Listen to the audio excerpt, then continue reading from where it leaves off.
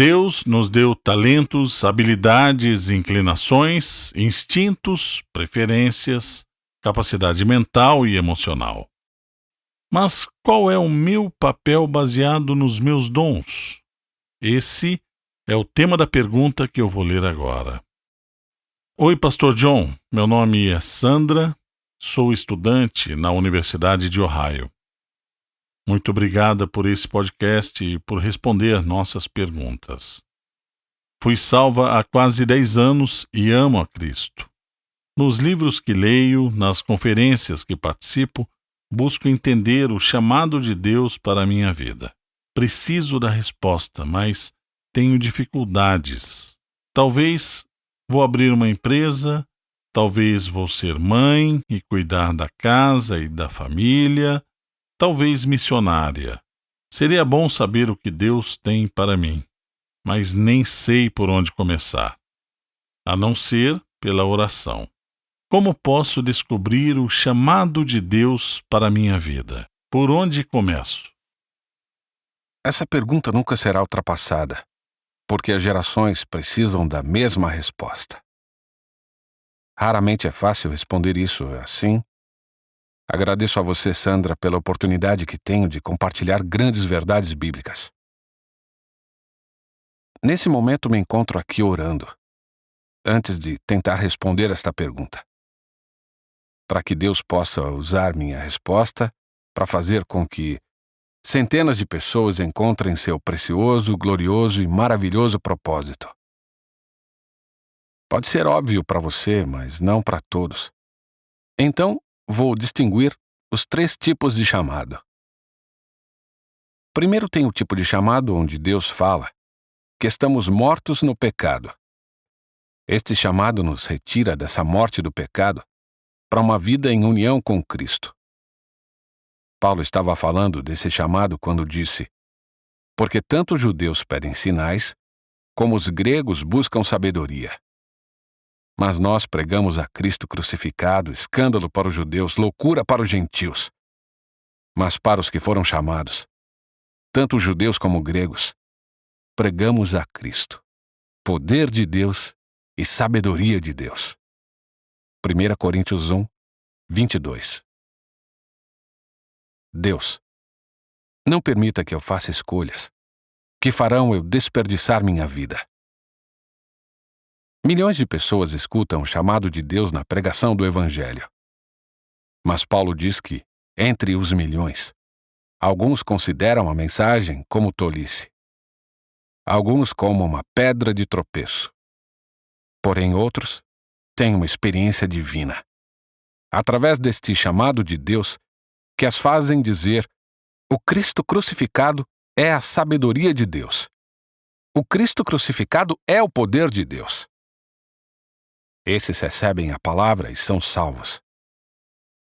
Todos cristãos têm esse tipo de chamado. Fomos feitos cristãos pelo chamado soberano de Deus que nos retirou da morte para a vida. Segundo chamado. Temos um outro tipo de chamado que diz que devemos ter alianças vitalícias, feitas diante de Deus. O principal pacto ordenado na Bíblia é o casamento. Quando Deus une 2 pessoas em aliança, a principal analogia é a de Cristo em aliança com a igreja, que está escrita em Efésios 5. Quando Deus une um homem e uma mulher desta forma, Jesus disse que Deus os uniu de tal forma que nenhum homem pode separar isso. Você encontra esse trecho em Marcos 10, 9. Então, o chamado do casamento é diferente do chamado para uma vocação específica. Quando você escolhe um emprego, você não está fazendo uma aliança diante de Deus. Você pode trocar de emprego. Quando você casa, seu chamado é até que a morte o separe. Esse é o segundo tipo de chamado. Não é igual ao terceiro tipo de chamado que vou falar agora, que na verdade é o tipo de chamado da pergunta da Sandra. O terceiro tipo de chamado é um processo. Estou dizendo que esse chamado de Deus é um processo no qual Deus conduz seus filhos até posições de serviço frutíferas, seja na igreja, no mercado de trabalho ou em casa. O jeito de podermos ouvir esse tipo de chamado é estar atento a 6 modos no qual Deus age em nosso lugar, para nos conduzir a posições de serviço frutíferas no mundo. Não necessariamente uma posição que teremos em 50 anos. Podemos experimentar esse movimento quando o chamado de Deus se movimenta. Mas e o próximo chamado?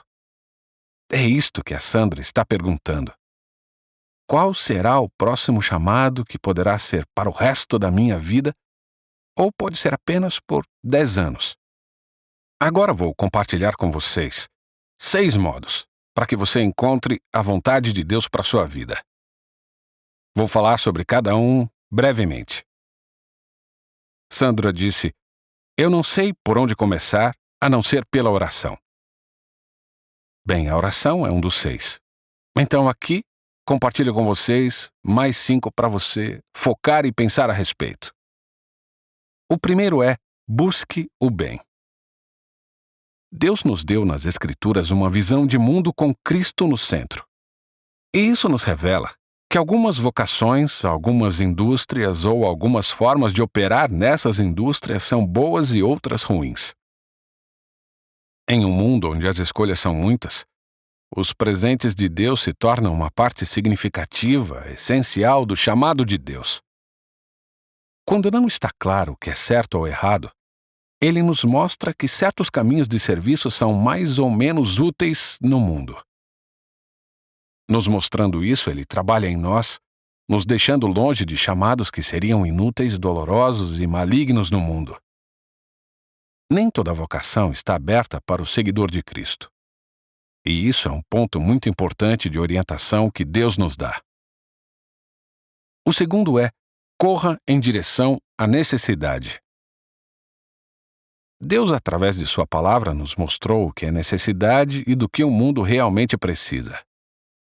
Ele agiu em seu povo para nos inclinar para satisfazer tais necessidades, ao invés de apenas pensar sobre nossa própria segurança, conforto e riqueza. E isso deve nos guiar em nossa vocação. Jesus diz em Marcos 12:31: "Ame teu próximo como a si mesmo." Ele nos fez conscientes de como definir a necessidade humana. Ele nos deu olhos e ouvidos para discernir onde estão tais necessidades. Então nos conduz para longe do nosso próprio egoísmo em direção da necessidade, para então nos mostrar as reais necessidades do mundo. Número 3. Não esqueça do que você ama. Deus concedeu a todo cristão várias habilidades. Podemos chamá-las de dons. Preste atenção como Paulo fala disso. Escute bem e terá um gostinho do que eu quero dizer. Não estou apenas falando de algo que você dirá: "Bem, isso é só espiritual, pertence à igreja." Aqui está o que ele diz em Romanos 12:6-8. Eu vou ler para você. "Tendo dons que diferem de acordo com a graça que nos foi dada, graça diferente, deixe-nos usá-los, se for profecia, em proporção de fé, se for serviço, em nosso serviço, aquele que ensina em seu ensino, aquele que exorta em sua exortação, aquele que contribui em generosidade, aquele que conduz com zelo, aquele que age em misericórdia, com alegria." Se santidade é o chamado de Deus, é correto dizer que os desejos produzidos pela santidade são significativos para sua orientação. Agora, estes 3 últimos, contribuição, conduzir e graça, têm que nos fazer acordar e perceber que esses dons têm uma aplicação tanto na vida e comunidade cristã, quanto na vida diária e relacionamentos no mercado de trabalho. O ponto para destacar aqui é que todos temos inclinações, intuições, instintos, habilidades, capacidade mental e emocional diferentes, gostos diferentes, capacidades diferentes de estresse e resistência, capacidades diferentes com multidões e solitude, e assim vai. Deus nos fez diferentes. Isto quer dizer que Ele nos projetou para ser mais eficientes em algumas coisas e não outras, mas em casa fazendo certas coisas em vez de outras. Quando digo em casa, não quero dizer apenas isso. Não estou falando que devemos fazer apenas o que queremos em casa. Eu acho que isso é um grande erro que muitos jovens fazem hoje. Eles dizem: vou fazer apenas o que se adequa aos meus talentos. Farei apenas o que perfeitamente se encaixa às minhas inclinações. Farei só o que me faz sentir realizado, porque isso serve perfeitamente como uma luva em minha mão. Bem, ouvi muitas vezes na história que, para permanecer vivas ou para fazer o bem, as pessoas tiveram que fazer muitas coisas que não se acharam adequadas, simplesmente porque precisavam ser feitas. Mesmo assim, darei um passo atrás e direi que, em um mundo onde as escolhas são muitas, e isso é verdade no Ocidente, os dons de Deus se tornam uma parte mais significativa do seu chamado. O número 4. Esteja pronto para ouvir. Deus colocou sábios orientadores em nossas vidas e ordenou em sua palavra para que nós os escutemos com cuidado. Uma das necessidades reais ao nosso redor é para que nós escutemos os nossos orientadores. Provérbios 11:14 diz: vou ler para você. Para nós não agirmos em vácuo. Provérbios 11:14 diz: não havendo sábia direção, cai o povo. Mas na multidão de conselheiros, há segurança. Essa palavra nos alerta para nós não agirmos sozinhos. Não tente procurar a vontade de Deus em sua vida sozinho. Somos parte de uma comunidade de sabedoria e amor. O número 5 é: ajoelhe-se. Deus nos deu o dom da oração precisamente para o propósito de sermos mais sábios com as escolhas que fazemos. Como está escrito em Tiago 1:5. Se, porém, algum de vós necessita de sabedoria, peça a Deus, que a todos dá liberalmente, e nada lhes impropera, e ser-lhe-á concedida. Então oramos por todos esses pontos dia e noite. Eu ainda faço isso com 72 anos. Eu oro: Deus, não me deixe fazer escolhas sobre o que eu faço que desperdiçariam minha vida, ou o que resta dela. Número 6. Considere os seus sonhos e interesses algo santo. Esse é um pouco controverso porque é o mais subjetivo. Mas eu digo que Deus, através de todas estas coisas, e isso é importante, através de todas estas coisas, e então através do seu espírito, mais subjetivamente, trabalha em nossa mente e coração para produzir desejos fortes e recorrentes para um tipo específico de serviço na igreja ou no mercado de trabalho. Essas inclinações são muito significantes. Elas são significantes em nos guiar quando ocorrem nos nossos momentos mais sagrados. Sim, estou falando que seus desejos são um modo significativo no qual Deus age em seu lugar para te dar a orientação que você precisa no serviço que você pertence. Estou dizendo que esses desejos têm 3 características sobre eles quando são os mais confiáveis. Eles são recorrentes. Não são fogo de palha, eles voltam de novo e de novo e de novo a todo momento. Eles são fortes. Eles não estão de passagem, fracos e insignificantes como mudar de gosto. Mais importante, número 3. Esses desejos não foram desejos despertados quando você estava andando em pecado, sentindo distante de Deus, não gostando da adoração, não gastando tempo no mundo ou não ativamente servindo os outros. Não. Desejos que acontecem durante estes momentos provavelmente não são confiáveis de forma alguma. Paulo disse em 1 Tessalonicenses 4:3: esta é a vontade de Deus, sua santificação, sua santidade. Alunos costumavam me perguntar: como eu posso saber a vontade de Deus? E então eu dizia: eu sei exatamente qual é a vontade de Deus para a sua vida. Santidade. Ponto. É isso. Essa é a vontade de Deus. Se santidade é a vontade de Deus para você, é seguro dizer que os desejos produzidos pela santidade são significativos para a sua orientação. Agora vou compartilhar eles com você. Pense nessas perguntas.